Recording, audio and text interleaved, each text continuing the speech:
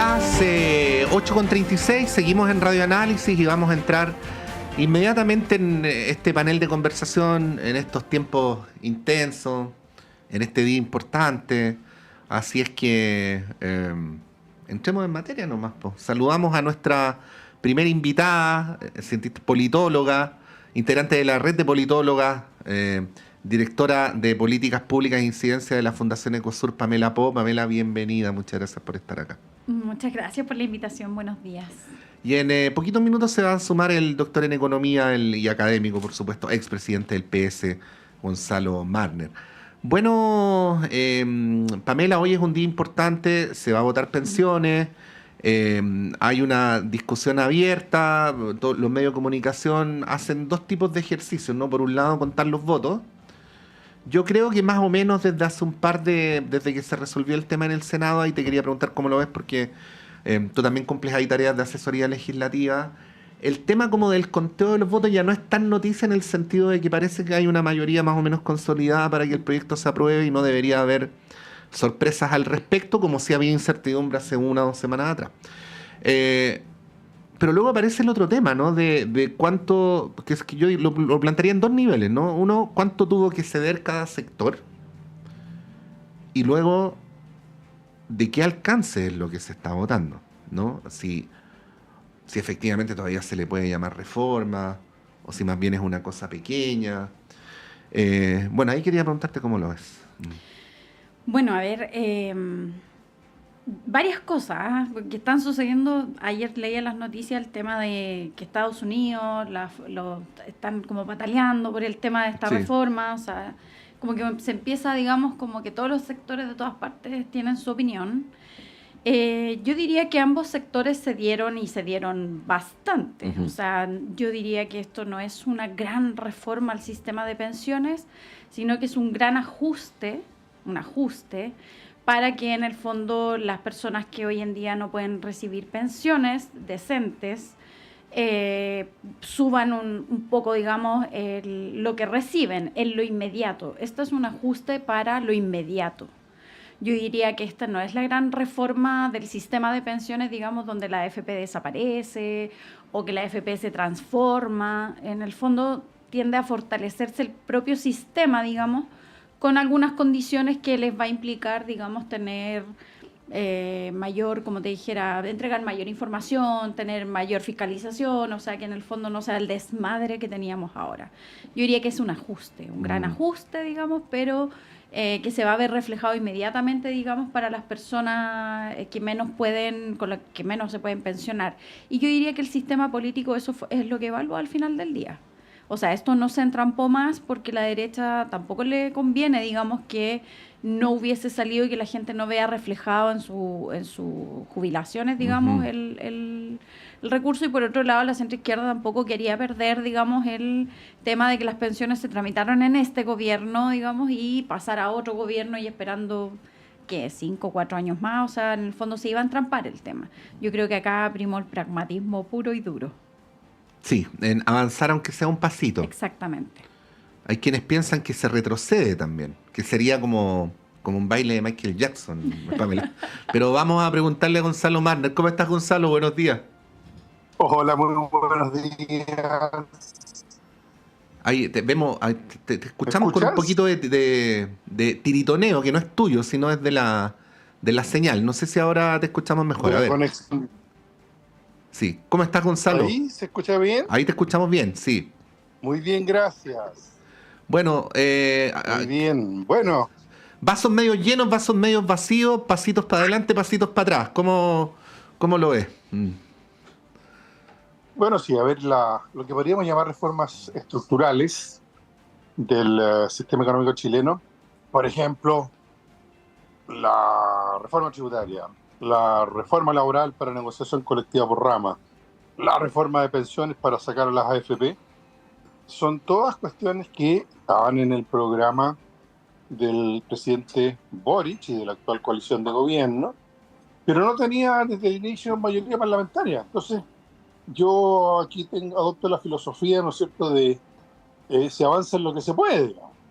Entonces, este es un acuerdo, el de pensiones, que tiene aristas complicadas porque mantiene las AFP, aunque les introduce competencia y les amplía el mercado en 4,5 puntos adicionales de cotización, ¿verdad?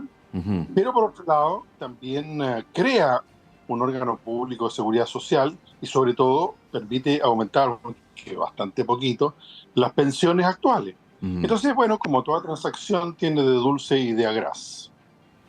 Sí, ¿y para ti es más dulce o es más agraz? Eh, son sentimientos encontrados, digamos. Ya. Siempre esas mezclas tienen un poquito de todo, digamos. Pues es difícil hacer el balance, ¿no? A ver, te lo pregunto más directo y luego volvemos con Pamela. Hay dos tipos de posiciones en el mundo progresista o de izquierda, ¿no? Una es mejor hacer esto que no hacer nada, ¿no? Y otra es esto consolida el sistema si es que es un grave error votarlo, ¿no? Mejor nos quedamos como estamos y esperamos un mejor momento. ¿Cómo no? Ahora, eso es un clásico debate de la izquierda desde el siglo XIX. Y No, el yo lo sé. sindicalismo.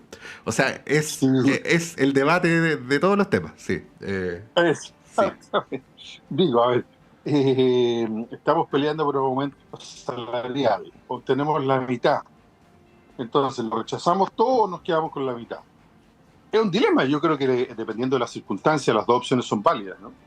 Pero en este caso, pensando en la situación de vida, o sea, 100.000 pesos más para gente que tiene una pensión de 200, 300.000 pesos, es un cambio muy importante, hasta más de 30% en algunos casos. Y entonces yo me quedo con eso, no podría, por así decirlo éticamente, quedarme con que como no obtuve todo, entonces lo poco que se obtiene, que sin embargo es muy significativo para muchas familias, muchas personas, muchos jubilados, entonces tampoco, no podría inclinarme por ese lado. Tal vez en otras materias sí, si tú quieres, ¿no? Pero no en esto.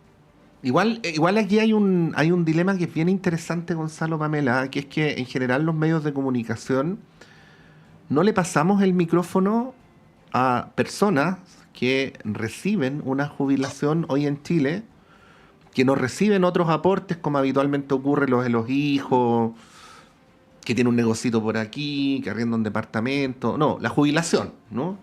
Exacto. Y que tienen que llegar a fin de mes. Y que tienen que llegar a fin de mes. Digo, yo no sé cómo se hace, ¿no? Entonces ahí hay una paradoja que es interesante porque como por lo general no se les pasa el micrófono y por lo general la gente que opina sobre esto vive en mejores condiciones que esas personas, es difícil ponerse en el pellejo, ¿no? Y aparece entonces lo que plantea Gonzalo. Si es que las personas van a recibir 40, 50, 100 mil pesos más, ¿quién se puede meter a decir que eso es peor que lo que hay ahora, ¿no? Pero por el otro lado también evidencia el piso paupérrimo en el que se está dando la discusión, ¿no? Absolutamente. Porque aún con esta reforma de aprobarse hoy, que todo parece que así va a ser, la situación va a seguir siendo entre mala y muy mala, por lo menos así es como lo veo yo. Creo que no son opiniones, basta comparar con parámetros, Gonzalo, Pamela, como sueldo mínimo, costo de la vida y así sucesivamente. Bueno, a ese respecto, Pamela. O sea, yo creo que efectivamente volvemos a la discusión de los procesos constituyentes. O sea, si seguimos teniendo este traje, digamos, que es la constitución actual, querer hacer reformas más de fondo, seguimos topando con el mismo problema. Porque todo esto al final se va al tema constitucional, a la regla que es, este es nuestro sistema finalmente. Y si queremos cambiarlo y modificarlo más profundamente, eso significa tener que tocar, digamos, otras teclas. Por otro lado, efectivamente el gobierno no tenía un Congreso, digamos, mayoritario que te permitiera también, respetando la Constitución, hacer una reforma un poco más, digamos, conseguir algunos elementos que traía la reforma de Piñera en este caso, que era el tema de los 3 puntos, etcétera.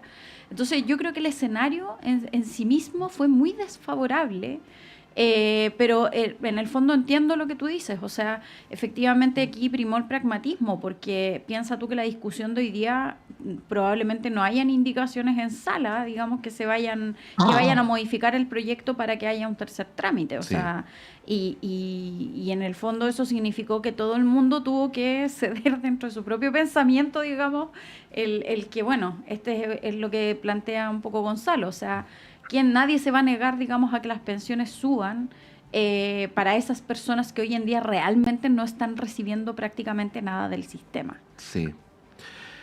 Bueno, esto tiene varias aristas. ¿Ah? Y una de las aristas, Gonzalo, y aquí le quiero preguntar al economista, pero también creo, corrígeme si no es así, a quien era presidente del Partido Socialista cuando se firmó el Tratado de Libre Comercio entre Chile y Estados Unidos, ¿no? ¿Te acuerdas? Sí, claro. Tú eras el presidente del partido, ¿no?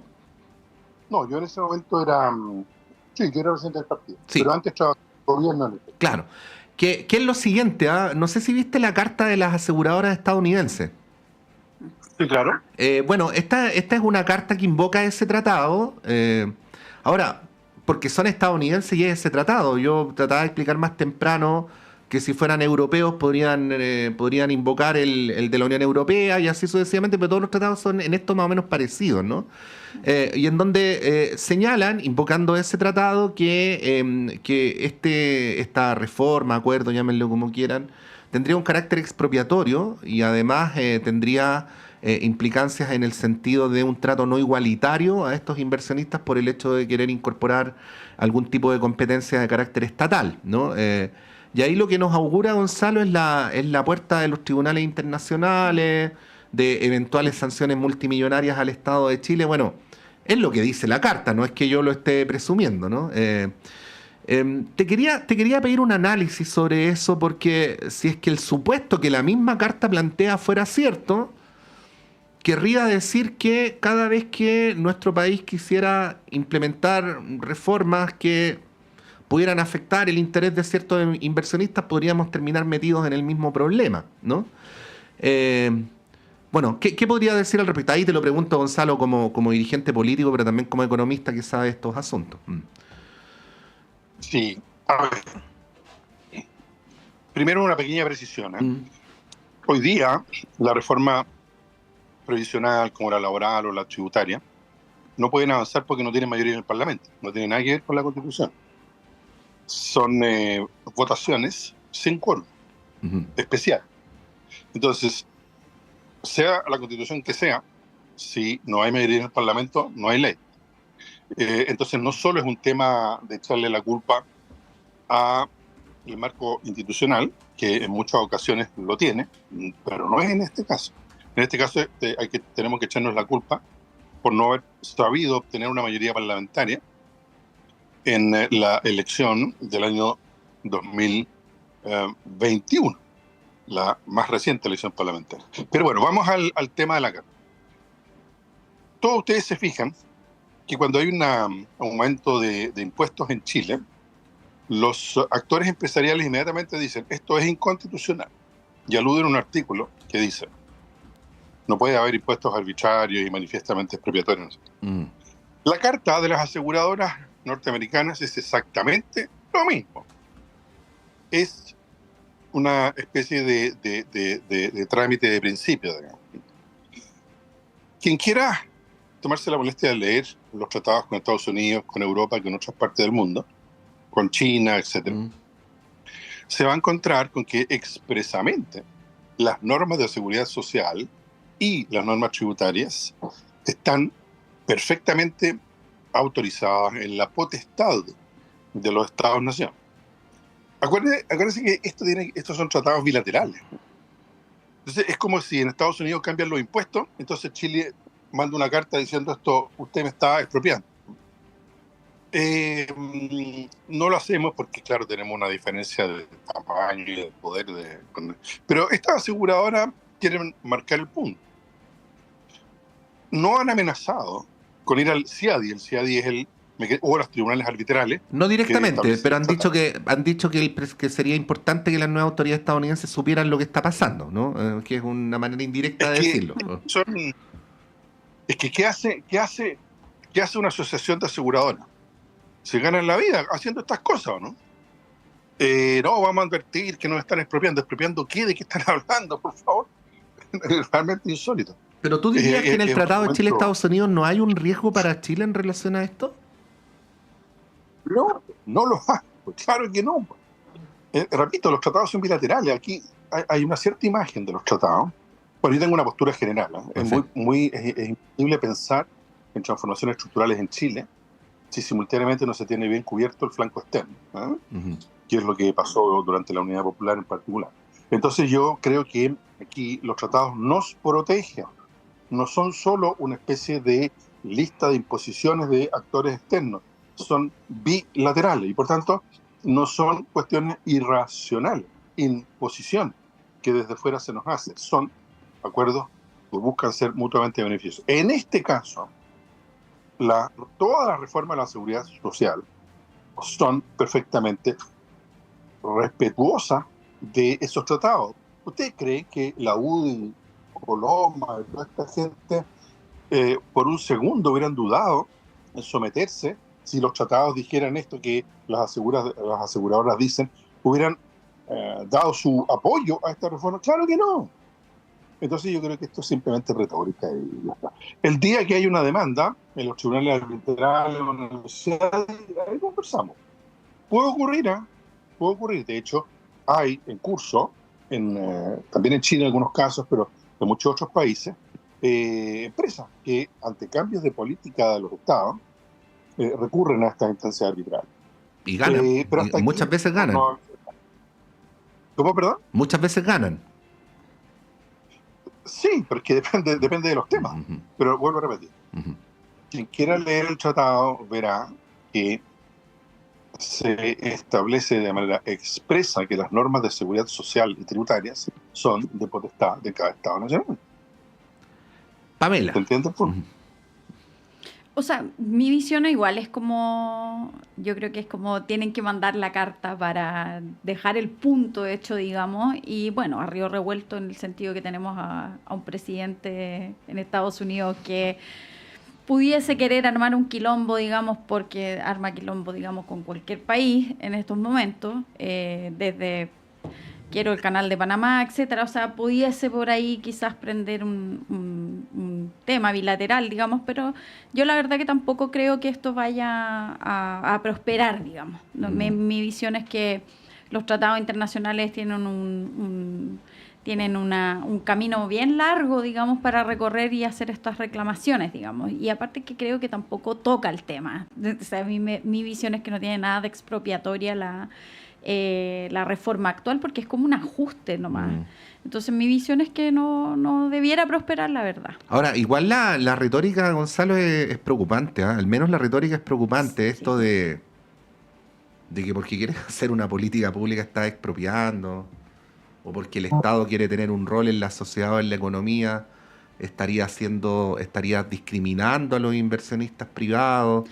Ahora, a mí no me extraña nada de las aseguradoras de Estados Unidos. O sea, piensa que en Estados Unidos el nivel la penetración que tienen las aseguradoras es muy grande y por lo tanto tienen un sistema de salud bastante paupérrimo. Bueno, de ahí está todo el tema de Luigi Mangione y todo eso. Pues. Sí. No, te iba a preguntar por eso, Gonzalo, porque alude a un sentido común que también ideológicamente se promueve, ¿no? El Estado como una suerte de intruso, ¿no? Que se mete en el normal funcionamiento de la vida, ¿no? Exactamente, bueno, eso es cosa de escuchar a Milei nomás, ¿eh? Y a los equivalentes acá en Chile, ¿no? Esto hay un famoso texto del cual se cumplen ahora 80 años, que es el escrito por Fritz von Hayek, que es el neoliberal por esencia, ¿no? Él escribió en 1944 un texto que hablaba del camino de servidumbre, así lo llaman, ¿no? Contra Keynes, en el fondo, y contra la intervención del Estado, ¿no? Y bueno, es parte del debate de ideas en economía respecto a la sociedad y la política. Pero a estas alturas es completamente ridículo, nomás, ¿no? ¿Qué Estado no toma medidas, incluyendo el Estado argentino, en un sentido u otro interviniendo en la economía. Es absurdo. Y los estados son los que han permitido que el capitalismo sobreviva. El capitalismo librado a su suerte. Ya lo vimos en la crisis de 1929, ya lo vimos en la crisis de 2008-2009, la crisis de la pandemia. ¿Nos podemos imaginar un segundo la crisis de la pandemia sin los estados, dejando todo al mercado? Entonces, me parece que de nuevo estamos en el terreno. Desgraciadamente vivimos una época donde el dominio de los medios de comunicación, la creación de climas intelectuales, hace que se tenga que escuchar inepcias reiteradas, digamos, ¿no? Y dichas con gran tono doctoral, pero que son inepcias, ¿no? O sea, cosas que no describe la realidad en absoluto. Sí. Bueno, ¿algo que agregar sobre lo de hoy, sobre las pensiones, Pamela, Gonzalo? Solo decir que probablemente se va a aprobar. No, ese es como el... Sí, se va a aprobar. Se va a aprobar. Gonzalo, ¿algo que agregar al respecto? Sí, que este Parlamento, ¿hasta cuándo dura? Hasta marzo del año subsiguiente. Hasta el 10 de marzo del 2026. Sí. Exactamente. Exacto. Dependiendo de cómo se constituyan eventualmente nuevas mayorías. En marzo de 2026 se puede reformar esta reforma. Por lo tanto, no creo que haya que tener ningún sentido de fatalidad terrible, ni de retroceso espantoso. No, son etapas de la vida de los países. Y ahora, si los chilenos no quieren cambiar el sistema y no votan por parlamentarios dispuestos a hacerlo, entonces, bueno, ya estamos en otro cuadro. Y esa es la batalla política ahora de 2025, ¿no? En la elección presidencial y parlamentaria. Sí, a veces sí quieren, pero quizás falta formación política, cultura política, y también falta trabajo político, lo digo con bastante respeto, de hacerle ver a las personas por qué no da lo mismo votar por A que por B, ¿no? Veo que estamos viviendo un momento de mucha confusión al respecto y no es inhabitual que las personas voten en contra de lo que les conviene. Así es. Es verdad. Sí. Se encuentra toda la razón. Sí. 8:58, vamos a ir un breve alto y a la vuelta les queremos plantear otros temas porque es triste el tiempo que estamos viviendo, temas sobran y ninguno de ellos muy grato. Así que vamos y seguimos con la conversación a la vuelta de la pausa.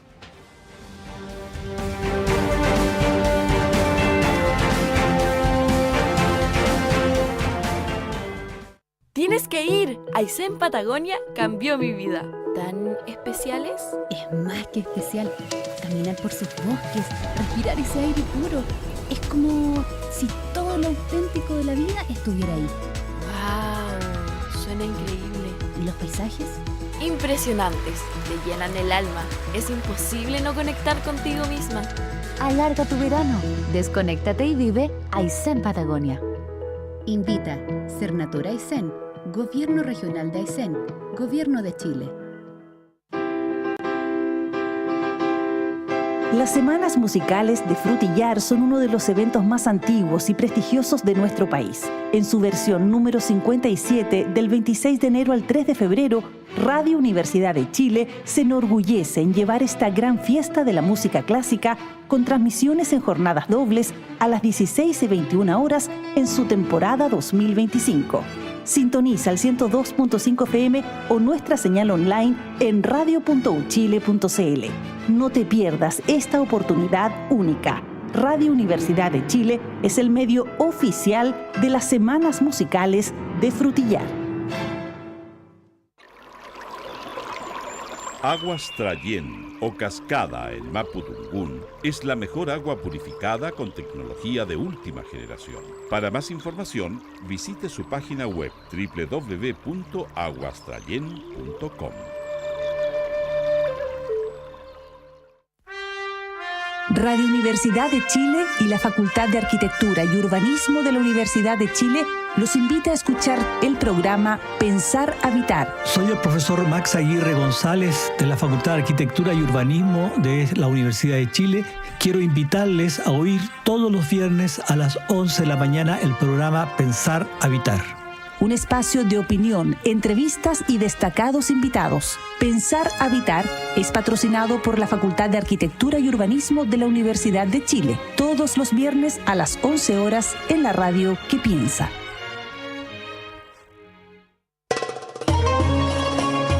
Soy César Abuey y los quiero invitar a Palestina por Siempre, cómo es vivir bajo una ocupación, el día a día del pueblo palestino. Domingo, 9 de la mañana, Palestina por siempre. Radio Universidad de Chile.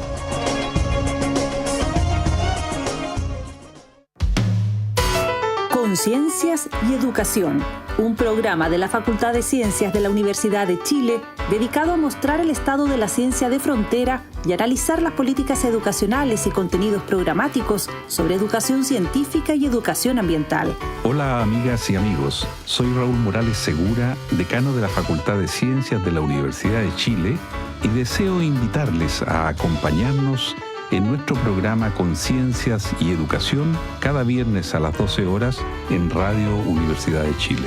Conciencias y Educación, un programa para una ciudadanía más demandada en los avances científicos, tecnológicos y ambientales, en el 102.5 FM y radio.uchile.cl.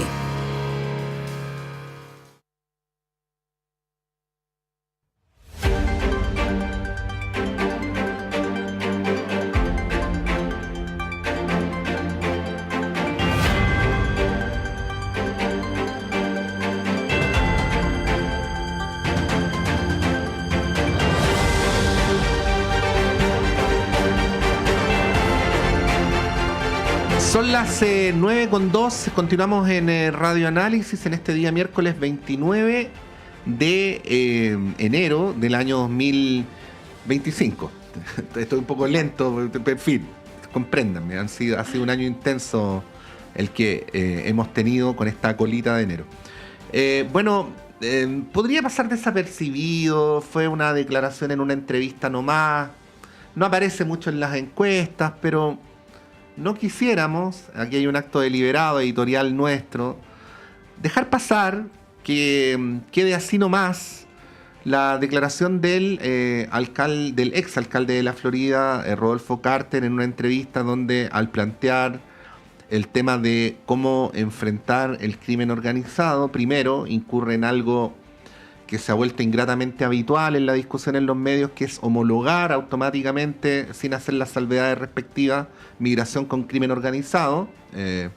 Este vínculo automático no procede, hay zonas de intersección, que duda cabe, ¿no? Pero no son lo mismo. Y luego esta idea de que a los niños de familias irregulares o de padres irregulares no hay que aceptarlos en los colegios porque eso implica transmitir el mensaje de que se están generando, comillas, facilidades para la llegada de migración irregular a nuestro país.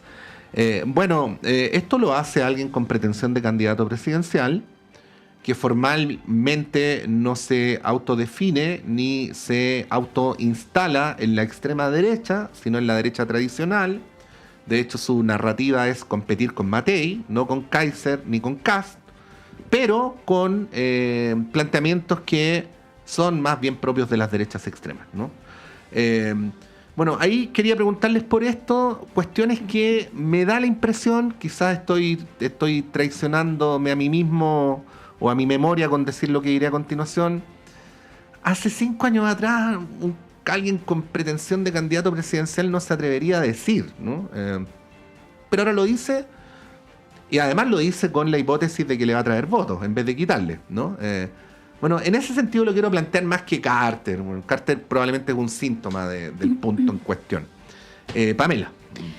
Bueno, lo que hemos visto hoy en día del mundo político en general es quién sube más la apuesta con respecto al tema de oponerse al tema de la migración. O sea, de hecho, como tú bien dices, el tema migrantes es igual delincuencia, es lo que se está utilizando últimamente, sin hacer, digamos, las prevenciones de cuando se habla, digamos, de migración. Uh-huh. A mí me parece que lo que expresa Carter es sus dichos, en el fondo, tienen que ver con, obviamente, el desconocimiento total de lo que es los derechos del niño. O sea, partiendo de esa base, digamos. Quizás los conoce y no le importa, no sé. Yo diría que no los conoce y tampoco le importa conocerlos. Me parece que siempre está puesta, son de esos típicos dichos como para las redes sociales, para difundir un mensaje. La gente hoy en día, obviamente por las distintas problemáticas que la migración también genera, ¿cierto? La gente reacciona a estas cosas y le hace sentido, digamos, porque tampoco hay un pensamiento crítico del tema y tampoco hay un abordaje, digamos, a veces desde el propio Estado, digamos, de cómo se hace una migración ordenada. O sea, hemos estado recibiendo una ola de migrantes importante. Y el discurso ha rondado, digamos, en esta cosa más del tema de la seguridad, que de verdad ser una cosa más ordenada, partiendo porque había que firmar Marrakech y no se quiso hacer, digamos. Entonces, yo diría que esta cosa de subir la apuesta lo vamos a ver mucho más probablemente. Hay candidatos y candidatas que obviamente se van a tomar de este tema para...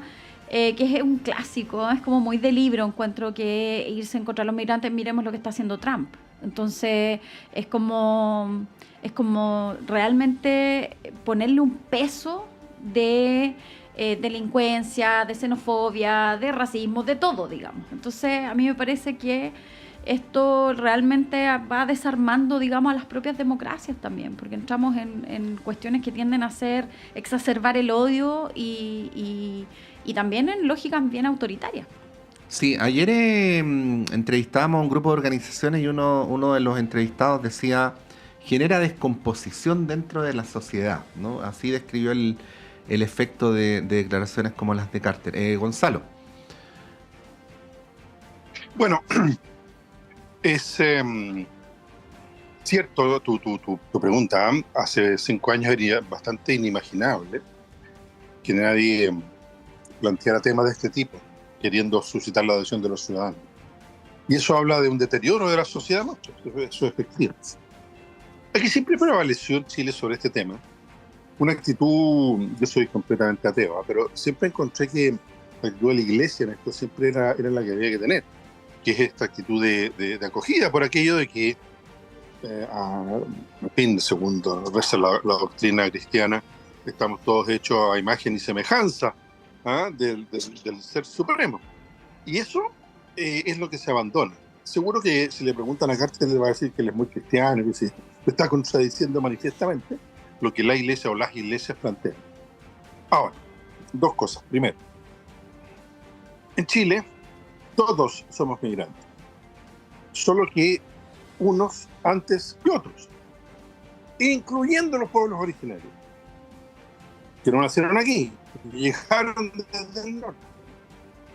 Entonces, es una completa mentira histórica que pudiera haber algo así como una chilenidad pura. Nosotros somos un pueblo mestizo, mezclas. Primero. Segundo, hay en materia de migración una circunstancia que es bien precisa. La natalidad en Chile en este momento está más o menos en 1,3 hijos por mujer en promedio. Para que la población se mantenga, se requiere por lo menos 2,1 hijos por mujer. Uh-huh. El 30% de los nacimientos en Chile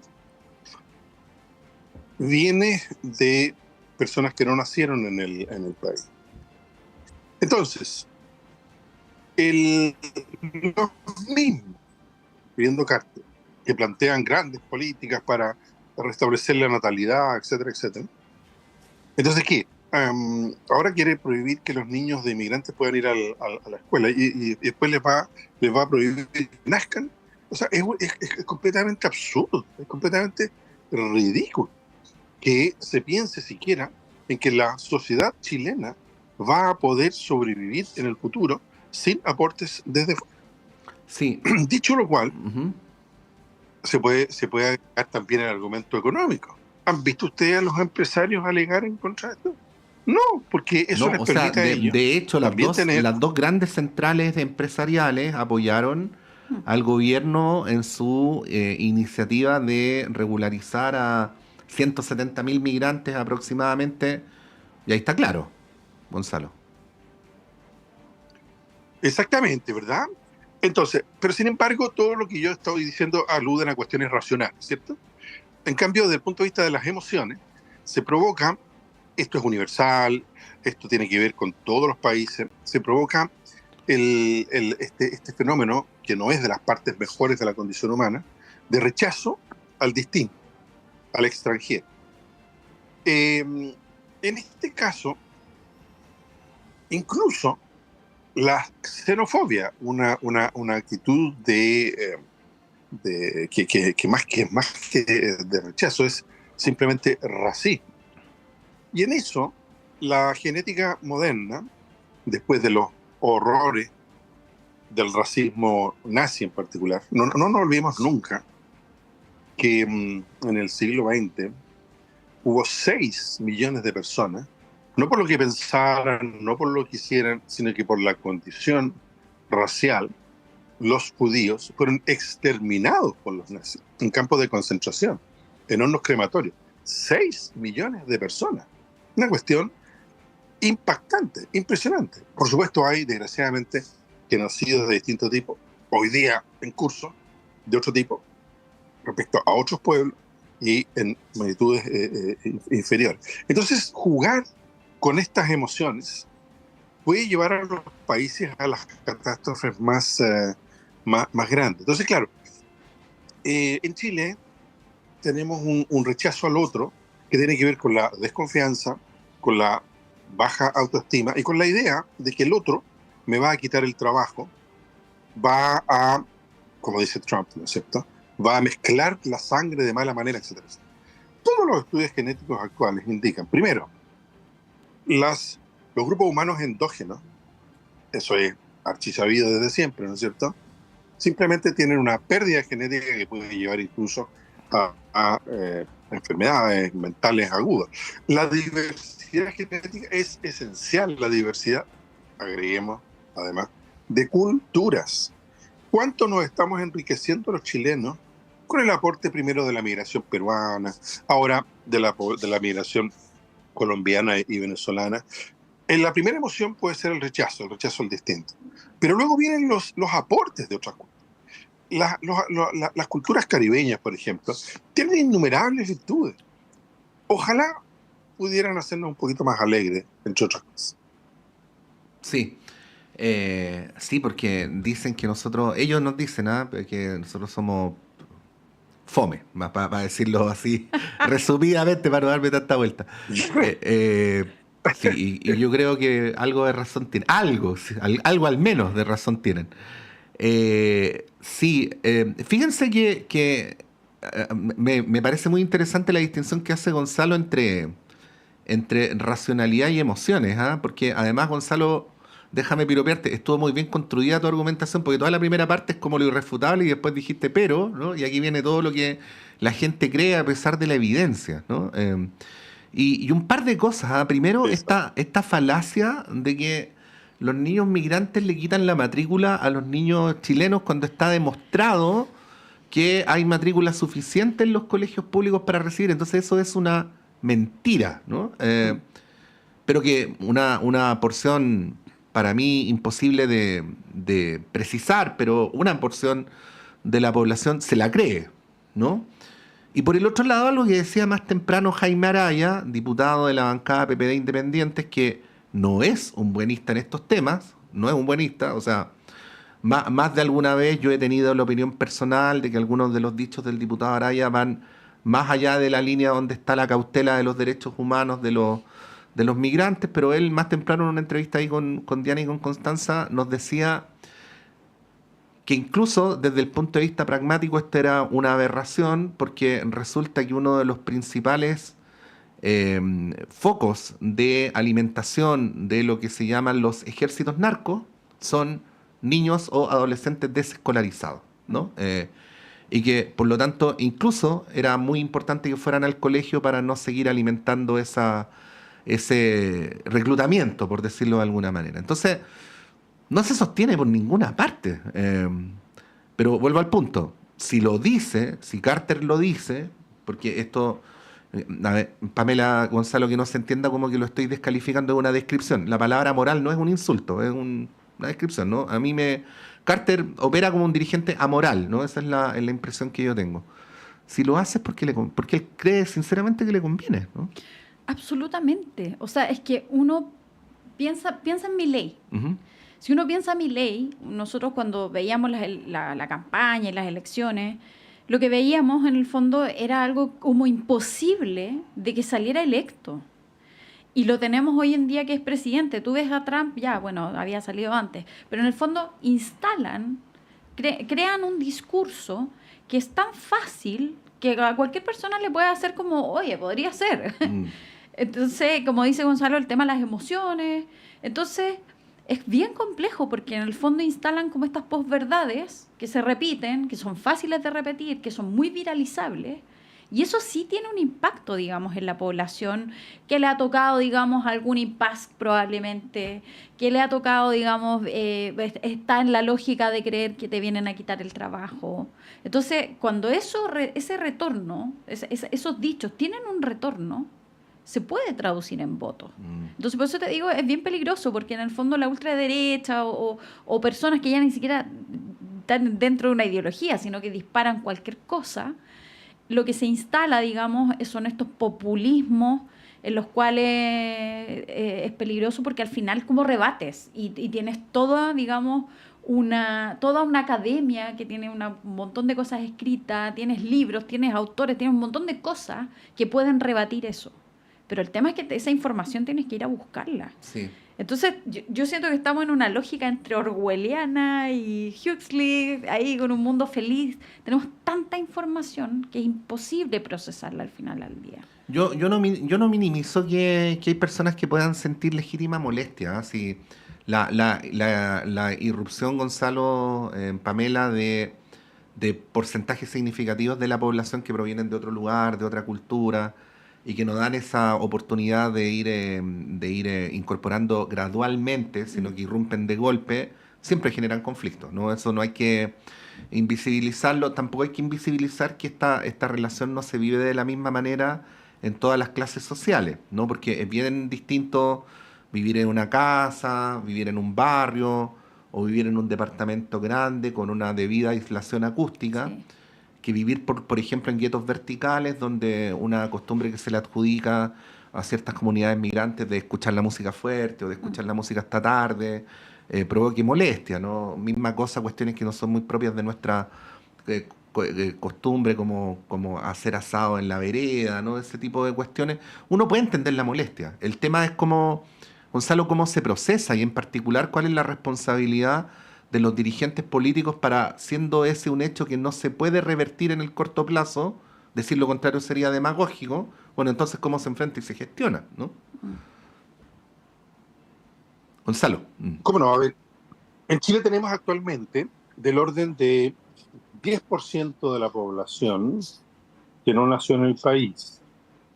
Muchos otros países comparables, bueno, Estados Unidos es 15 o más, en Europa también. No quiero entonces yo, para a los racistas, no les quiero dar malas noticias, pero efectivamente la tendencia en el mundo es hacia migración. ¿Por qué se producen estas migraciones? En el caso nuestro, miren lo que les voy a decir. Chile, en los años 90 en particular, pero de alguna manera también en las décadas siguientes, tuvo un desempeño económico muy superior al del resto de países de América Latina. Muy superior. Sí, en Perú hubo crisis variadas, como sabemos. Hay ahora una tremenda crisis en Venezuela. En Venezuela, un cuarto de la población ha emigrado. Uh-huh. ¿Hacia dónde van esos países? Esas personas que quieren mejorar su condición de vida. Normalmente a los países, entre comillas, desarrollados, Estados Unidos, Europa, pero también a países como el nuestro. Entonces, no se puede pensar en tener prosperidad económica sin que esto atraiga a personas de otros países que viven en condiciones mucho peores que nosotros. Eso es un hecho objetivo. Sí. Luego, ¿esto es negativo o positivo? Ya di los argumentos de por qué es positivo. Económicamente, demográficamente, desde el punto de vista del enriquecimiento de nuestra cultura. Entonces, el tema es que esto sea por las vías legales y evidentemente sin generar guetos de inmigración que provocan rechazo de nuestra población. Y se dan fenómenos bien paradojales. En Estados Unidos hay una parte de la población latina que son los más furibundos defensores de Trump para que no entren más familiares de ellos, ¿no? Esa lógica del cerrarse, del yo primero, yo segundo, yo tercero, no quiero que nadie me ocupe mi espacio, desgraciadamente está en toda la sociedad. ¿Qué tienen que hacer? Y encuentro que tu pregunta es muy válida, ¿verdad? ¿Qué tiene que hacer el sistema político? Pero no solo el sistema político, sino que también las iglesias y en general todos los organizaciones de la sociedad civil. Efectivamente, yo creo que es muy importante tener una capacidad de control de la inmigración irregular. Eso es fundamental. A mí me sorprende que todavía por el norte siga entrando cantidad de gente por la frontera norte. Eso no puede ser, hubo un momento en que los militares chilenos decían, no, ¿por qué nos ponen a nosotros en tareas de control de frontera? Entonces, ¿quién? Es una cosa muy notable. Yo creo que nosotros tenemos que tener una capacidad de tener flujos migratorios regulares y parar completamente los flujos irregulares. Eso supone algo de diplomacia. Ya se llegó a un mejor acuerdo con Bolivia respecto a la expulsión de personas. Con Venezuela fracasó rotundamente. Venezuela simplemente cortó relaciones para desentenderse del problema. Y con Perú hemos ido teniendo arreglos, pero yo creo que la frontera norte tiene que ser mucho más protegida. Me sorprende que haya sido tan ineficaz el Estado chileno en hacerlo. Para precisamente generar flujos de migración que luego tengan que ver también con cuando hay profesiones, cuando hay áreas del mundo productivo en donde tenemos déficit en Chile, y por ejemplo en Chile tenemos déficit en muchas áreas, especialmente las técnicas, pero también profesionales. Entonces una migración regulada, una migración que nunca hemos querido abordar, el tema de las cuotas, establecer cuotas, porque eso para algunos aparece como reconocer de que estamos permitiendo que vengan extranjeros a Chile. Sí, pero hagámoslo de manera racional y de manera ordenada. Y luego, el tema de la vida en los barrios. Yo creo que aquí hay una yo conozco agrupaciones de inmigrantes, por ejemplo, inmigrantes venezolanos, que hacen todo un esfuerzo para justamente mejorar esto. Hay un tema, tal vez el choque inicial es fuerte. Yo pregunto, ¿se acuerdan? Los que somos más viejos, ¿no? Hace 30 años, lo que provocó en la sociedad chilena la llegada bastante masiva para la época de inmigración peruana. Sí, po. Y era tremendo. Son vecinos. Hoy día, ¿alguien alega contra la migración peruana? O más bien... Por el contrario, la sociedad chilena se ha peruanizado hasta un punto en que no es capaz de reconocer, particularmente a través de la gastronomía, por ejemplo, ¿no? ¿Verdad? Que son las dimensiones de enriquecimiento cultural. Qué bueno que tenemos un influencia. Yo soy de las cazuelas y todas estas cosas, pero ¿y cómo no va a hacer enriquecer el país, la vida cotidiana, el bienestar de las... yo viví, por razones de exilio, un año en Venezuela en el 74. Tenía 17 años. Ellos fueron de una sociedad de acogida extrañable. Y eso no era una estructura, era la gente. Decía, a ver, hay personas con problemas, vamos a acoger lo general. Por eso en esto a veces soy muy vehemente, porque ser un país como puede devolver la mano, digámoslo así. Sí, ahí Gonzalo te vamos a quitar un segundito la palabra porque te estamos escuchando con interrupción, pero alcanzamos a entender lo que dijiste de la migración chilena a Venezuela durante la dictadura, y es algo que nosotros también lo recordamos con frecuencia. Venezuela fue extraordinariamente solidaria con Chile. Bueno, ahí está el caso de Gonzalo Marner. Para los 50 años del golpe, Pamela, nosotros hicimos un podcast precisamente para poner estas contradicciones encima de la mesa, cuán solidaria había sido Venezuela con Chile luego del golpe, y hay tantos casos, los hermanos Duvachel, nuestro querido compañero Toño Freire, la profesora Farideh Serán de esta universidad, Sergio Vitar, y tantos otros chilenos y chilenas que estuvieron exiliados en Venezuela, así como lo estuvo Gonzalo Marner también. Para complementar lo que decía Gonzalo, porque no se trata de minimizar, sino de enfrentar el tema con políticas públicas, pero con perspectiva de derechos también. No podemos minimizar que el golpe de la migración venezolana es un golpe para toda la región. De hecho, hay una oficina especial de ONU Migración para la situación venezolana que mantiene la información actualizada y bueno, según esta oficina, a diciembre del año 2024 ya son casi 8 millones de 7,89 millones de venezolanos, casi 8 millones de venezolanos los que se encuentran fuera del país. Se le considera el segundo mayor desplazamiento del mundo luego de la migración siria. Claro, los países que tienen y de esos 7,89 millones, 6,7 se han quedado en Sudamérica, ¿no? Y es una cantidad muy grande. El país que más migración recibe es Colombia, 2,8 millones, lo cual es más que comprensible porque hay 2.219 kilómetros en común entre ambos países. Luego viene Perú, en tercer lugar Brasil y en cuarto lugar Chile como destino de la migración. Bueno, eso. Estamos llegando al final del panel. Agradecerle a Pamela Po por haber estado acá. Pamela, que estés súper bien, que tengas un buen día. Vamos a estar atentos a lo que ocurre con la reforma de pensiones también. Muchas gracias. Y ya se vienen las vacaciones. Para algunos. Gonzalo Marner, muchas gracias. Que estés muy bien. Gracias por la invitación. No, gracias a ti, Gonzalo. Son las 9:27. Vamos a ir a un breve alto y a la vuelta está Diana Porras con ustedes y con una muy interesante conversación.